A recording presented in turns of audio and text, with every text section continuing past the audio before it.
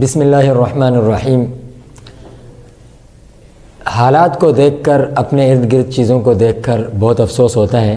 ہم اگر پاکستان میں جی رہے ہیں تو پاکستان ہمیں بدعتستان لگتا ہے، بدعتستان، یعنی اتنی بدعات عام ہو چکی ہیں کہ ہر چیز میں بدعت ہے، ہر چیز میں ہم نے اس طرح کی چیزیں، یہاں تک کہ ہم نے مہینوں کے نام جو ان کے تھے ان کو ختم کر کر نظر کا مہینہ، نیاز کا مہینہ، ماتم کا مہینہ، 11ویں شریف کا مہینہ، 12ویں شریف کا مہینہ اور چہلم شریف کا مہینہ، اور جناب اس کے بعد جو ہے کنڈوں کا مہینہ، اور پتہ نہیں کیا کیا نام، اور کن کن ناموں سے ہم نے ان مہینوں کو جو ہے وہ موسوم کیا ہوا ہے۔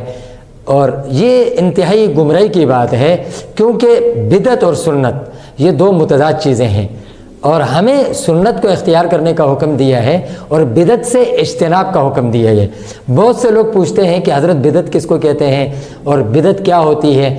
اس کی ایک آسان الفاظ میں، دو لفظوں میں اس کی تعریف اگر آپ سمجھنا چاہیں تو آپ یوں سمجھ لیں۔ سنت کہتے ہیں رسول اللہ صلی اللہ علیہ وسلم سے محبت رسول اللہ کے طریقے پر، اور بدعت کہتے ہیں رسول اللہ صلی اللہ علیہ وسلم سے محبت اپنے طریقے پر۔